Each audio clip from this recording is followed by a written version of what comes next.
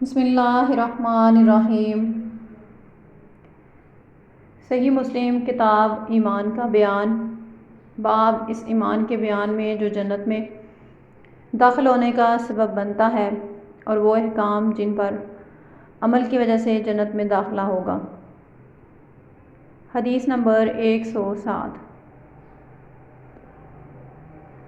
ترجمہ۔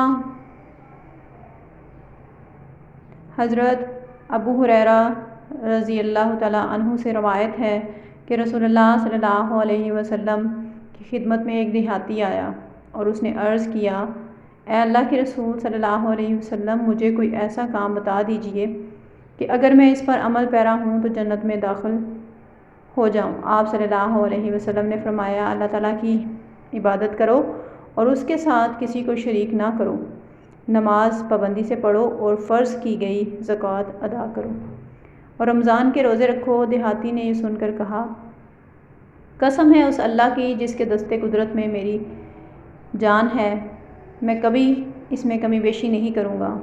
پھر جب وہ پشت پھیر کر چلا گیا تو رسول اللہ صلی اللہ علیہ وسلم نے فرمایا، جس آدمی کو جنتی آدمی دیکھنے سے خوشی ہو تو وہ اس شخص کو دیکھ لے۔